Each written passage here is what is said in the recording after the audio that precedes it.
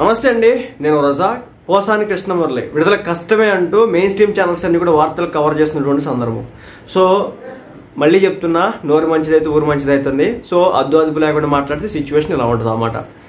పోసాని కృష్ణమురళి గారికి సంబంధించి వయసు రీత్యా చూసినా సరే చాలా అనేక రకాల హెల్త్ ఇష్యూస్ అయితే బాధపడుతున్నాడంట. మరి ముఖ్యంగా హార్ట్కి సంబంధించి ఇష్యూస్ కావచ్చు, బీపీ, షుగర్లు రకరకాలు అయితే ఉంటాయి కదా, వయసు రీత్యా వచ్చాయి. సో వాటన్నిటితో కూడా ఇబ్బంది పడడం అయితే జరుగుతుంది అన్నమాట. అయితే ఏంటంటే మొత్తానికైతే ఈయనకి లంచ్ మోషన్ ఏదో చేసినట్టున్నారు, అది కూడా డిస్మిస్ చేసేసింది అన్నమాట కోర్టు. రెండోది ఏంటంటే ఈయన ఎక్కడ అరెస్ట్ ఇప్పుడు ఫర్ ఎగ్జాంపుల్ ఈ రోజున ఒక కృష్ణా జిల్లాకు సంబంధించి విజయవాడ కోర్టులో హాజరైనాడు. అక్కడేదో కోర్టు దయదలిచి బెయిల్ ఇచ్చింది. వెంటనే గుంటూరు జిల్లాకి సంబంధించిన పోలీసులు వచ్చి ఇంకో కేసు మీద ఎంక్వైరీ చేయాలని చెప్పేసి తీసుకుపోతున్నాను పరిస్థితి. ఇదంతా కూడా మనందరికి కూడా తెలిసిందే కదా. ఇక ఇప్పుడు ఏంటంటే వల్లభనేని వంశీ గారికి సంబంధించి ఆయనకి సంబంధించినటువంటి ఎస్సీ ఎస్టీ కోర్టు ఏదైతే ఉందో అది గురువారంకి వచ్చేసి ఆయనకు వాయిదా వేసింది ఆయనకి సంబంధించి కేసు. అదేవిధంగా చెవిరెడ్డి భాస్కర్ రెడ్డి గారికి సంబంధించినటువంటి ఇంకొక కేసుకు సంబంధించి పోలీసులు నోటీసులు ఇచ్చినారు.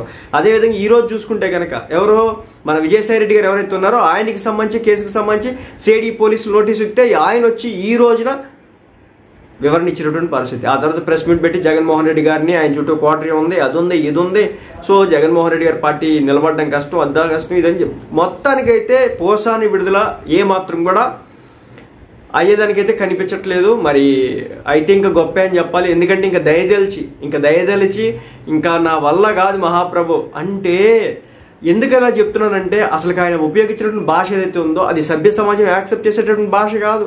చిన్న పిల్లల్ని, ఆడపిల్లల్ని, పవన్ కళ్యాణ్ గారి ఇంట్లో ఉన్నటువంటి ఆడబిడ్డలు ఏం చేసినారు, పోసాని కృష్ణమురళి గారికి సంబంధించి కొంతమంది సానుభూతిపరంగా చూపిస్తున్నారు. అదే మాట జగన్మోహన్ రెడ్డి గారి ఇంట్లో కుటుంబ ఆడబిడ్డలు అంటే ఒప్పుకుంటాం? ఒప్పుకోం కదా. చంద్రబాబు నాయుడు గారి ఇంట్లో ఆడబిడ్డలు అంటే ఒప్పుకోం కదా. నీ కూతురు ఉంది పవన్ కళ్యాణ్, పెద్దదవుతుంది, నేను చూస్తా అని చెప్పేసి ఒక రకమైన టోన్లో మాట్లాడితే ఆయన మీద పోక్సో కేసు వేద్దామని చెప్పేసి కూడా అనుకున్నారంట. మరి ఏ మహానుభావుడు వేద్దాం అనుకున్నా నాకైతే తెలియదు. కానీ ఇలా ఒకటి కాదు రెండు కాదు వరుసపెట్టి కేసులు అనమాట, వరుసపెట్టి కోర్టుల చుట్టూ తిరగడం అనమాట. ఇంకో పక్క ఫన్నీగా కూడా మాట్లాడుకుంటున్నారు. ఏమంటే ₹1 కూడా ఖర్చు పెట్టకుండా రాష్ట్రంలో ఉన్నటువంటి అన్ని పోలీస్ స్టేషన్లు కూడా చుడుతున్నాడు. సో ఎంత అదృష్టం చేసుకుని ఉంటే ఈ మహానుభావుడు అంత చుడుతున్నాడని చెప్పేసి మాట్లాడుకోవడం జరుగుతుంది. ఇంకొక మాట కూడా, సినిమా ఇండస్ట్రీలో ఒక స్థాయికి వచ్చి డబ్బు పరంగా ఆర్థిక పరంగా ఒక స్థాయికి ఎదిగి మరి రాజకీయాల మీద కాంక్ష కోరికుంటే ఆ కాంక్ష కోరిక ప్రకారం మనం ముందుకెళ్ళినా తప్పలేదు. కానీ ఇచ్చినాడు కదా, ఇచ్చారని చెప్పేసి ఏదో స్క్రిప్ట్ పట్టుకొని మాట్లాడేసి అడ్డగోలుగా వ్యాఖ్యానాలు చేస్తే ఈరోజు అనుభవిస్తుంది ఎవరు?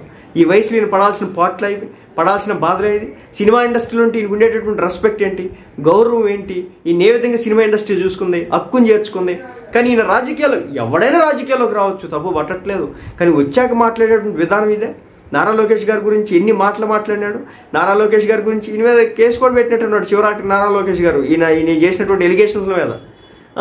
ఇంత చేసినటువంటి వ్యక్తి పోసాని కృష్ణమురళి. మొన్నేమో మొహం అంతా వాసిపోయింది, ముఖ్యంగా ఏమో తీయట్లేదు, మొన్నటి వరకు ఇలానే మేనరిజం కనిపించట్లేదు. అంతే, ఈపు సాపు చేస్తే పరిస్థితి అలాగే వస్తాయి. కాబట్టి మరి పోసాని కృష్ణమురళి గారి విడుదలకు సంబంధించి చూడాలి. ప్రస్తుతానికైతే కష్టంలానే కనిపిస్తుంది. మరి ఇంకెన్నాళ్ళ నుంచి తిప్పుతారో చూడాలి.